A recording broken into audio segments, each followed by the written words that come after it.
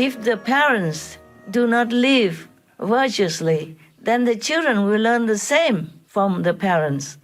And the teachers in the school and the parents are the greatest influence on the children's lives, on the children's future. And if they don't make good examples, where would the children turn to learn anything good? And if the citizens are not good, then the government cannot govern. Also, the government will be fearful of their own citizens as well. And so they will just put more brutal policies on the citizens. And unfairness, injustice will be rampant in the country. And that will infect the next countries, the neighbors' lands, and the whole world. That's why our world has become like this. You can see it well. And the government leaders should know that the weather is changing drastically, and we, the world, has become victims of unprecedented, unpredictable weather and disaster everywhere. It's getting worse and worse. It's not like they don't read the news. It's not like they don't know internet information. It's not like they don't know that the reporters and or the scientists have been warning loud and clear everywhere on every newspaper or journal or internet website, everywhere. And still they do not do anything about it. They all know that meat eating, killing animal people is the main reason, scientifically speaking, the main reason for climate change, for methane gas that is hurting our world and destroying our beautiful planet and harming people worldwide. Industrial agriculture today is one of the largest sources of water pollution in the U.S., one of the largest sources of air pollution, one of the largest sources of greenhouse gas pollution. The world is waking up to an environmental crisis. Across the planet, we consume a staggering 65 billion animals a year. And the latest scientific research is revealing that meat production has become one of the biggest threats to our environment. Without the Amazon forest, the life of human beings are under threat. I don't think the general public has any idea about what's going on to produce the bacon they fry up for breakfast. Raising animals for food is the leading cause of deforestation, and it just takes a lot of land to raise animals because it's not just that land that the animals are physically occupying, it's that you have to grow huge numbers of crops to funnel through these animals. If you think about walking down a supermarket aisle and you pick up a whole chicken from that supermarket and you put that chicken in your basket, what you should imagine is taking a 1-gallon bottle of water, twisting the cap off, and dumping it onto the floor of the supermarket, and then doing that 1,000 more times, because that's about how many gallons of water it takes to get one chicken from shell to shelf. So if we want to reduce our greenhouse gas emissions, if we want to reduce the risk of the next pandemic, if we want to prevent wildlife extinction and animal cruelty, what we need to do is enjoy a more plant-based diet, and the meat experiences that we have, we can produce them without the need to raise animals. And they don't do anything. They don't make a law about that, just to stop people from killing animal people. Then people will not kill people. It's so simple a solution. They don't even try. They just sit there eating up everything, eating up all the animal people, meat on their table, all the fish, living innocently in the ocean that have done nothing wrong to them, eating them all up, gulping them all down, and waiting for the world to be gone. The world is already burning hot, flooded and eroded everywhere. People suffering all over the world, and the governments seem like they don't do much. It's business as usual. Because they're safe in their seats, in their positions. They're paid anyway, no matter if they do good or not. But I'm burning inside my heart. Every day I look at the news. I work with my team I have to see all that. I want to turn a blind eye. I want to keep quiet, but I can't. So may God protect me so I can continue to do what I can and tell what I can to the people.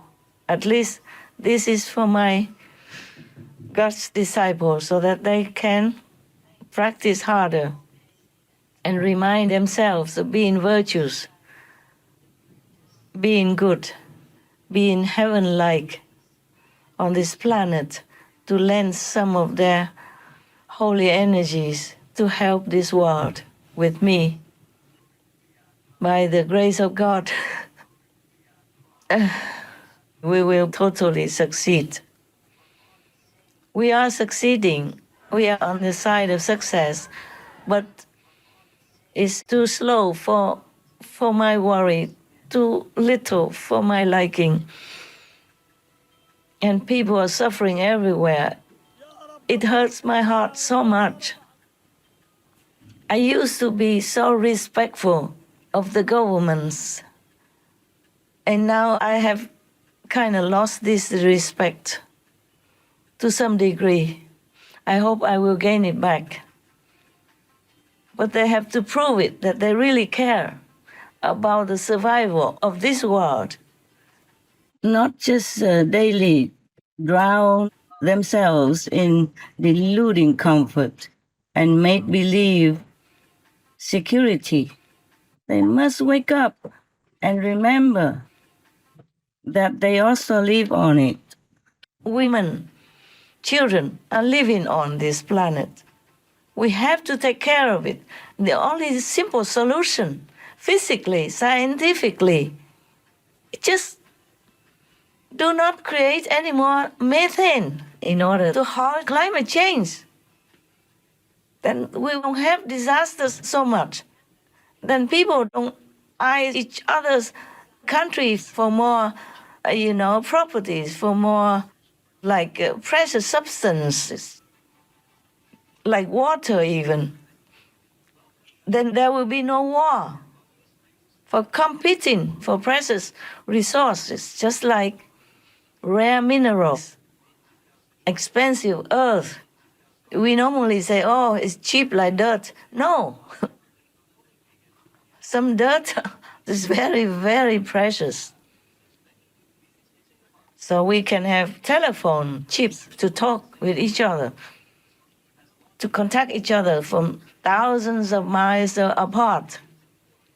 We have many other substances from Earth. We can make many other necessary instruments, scientific instruments, in order to advance, in order to have more comfortable lives, in order to survive even.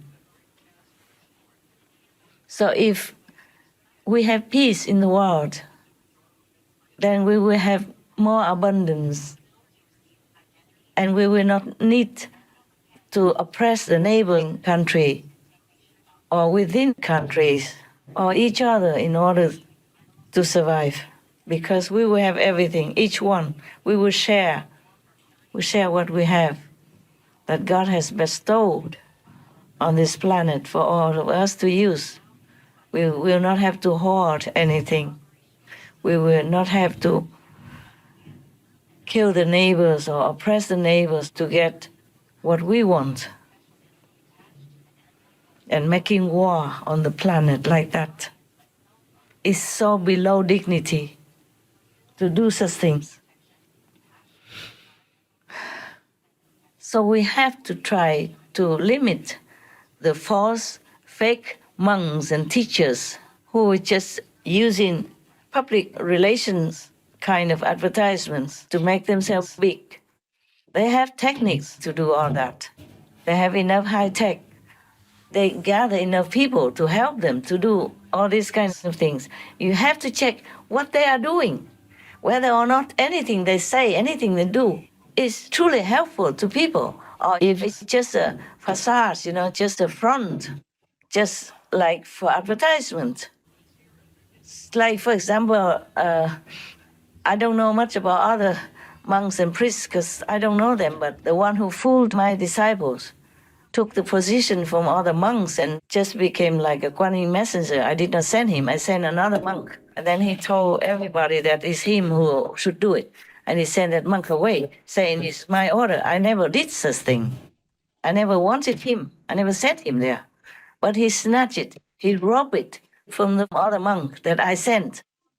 And nobody reported to me because he told them that it's me who sent him. I did not, for example, like that. And then he used my name. Slowly he gained his position and he used it to ask people for donations, saying that it is for charity, but it was not. Very little bit leaked out for charity. The rest he spent it all on luxury cars, luxury watches for himself personally even. What for does a monk or a man even need so many watches and expensive ones, huh? You have only one wrist. You can only wear watch to look at time. What for you need so many luxurious watches, huh? And he's the one who owns a lot of them and has a lot of luxurious cars and taking all that from his blind followers and using my name for all that. The following information is provided from Trần Tâm victims about how Trần Tâm makes money. Soliciting charitable donations, Trần Tâm calls for donations from his followers in Olac or Vietnam, claiming they are for charitable purposes. Selling Trần Tâm statues. Statues of Trần Tâm are made in Olac or Vietnam at a cost of around 100,000 VND or around $4, but are sold by him for tens of millions to over 100 million VND or around $3,939. Earnings from vegetarian restaurants. Several restaurants serve as income sources for Trần Tâm. The profits are sent to him. Also, these venues occasionally host initiation ceremonies for a small group of people.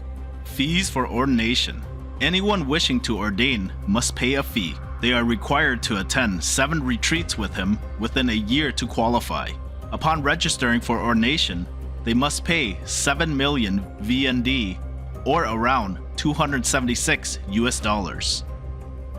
When Trần Tâm personally cooks food and sells it, prices increase dramatically from tens of thousands or 100,000 VND to several million VND per dish. Additionally, one abused victim shared that Trần Tâm lives a very extravagant lifestyle. For example, Trần Tâm provides Lexus cars for his ordained followers, while he himself drives a Hummer. His clothing is all designer, and he buys expensive watches without even checking the price. He owns a collection of luxury watches stored in a dedicated wardrobe. This is cowardice and evil. So if people don't recognize that, then I'm also helpless. I can't do anything. But the thing is, I'm worried about the general effect. The more negative power gathers together like that, the worse that country, wherever they are, will become. More disasters, more trouble in the country, more war pressure from other countries, for example, like that. That's what I'm worried about.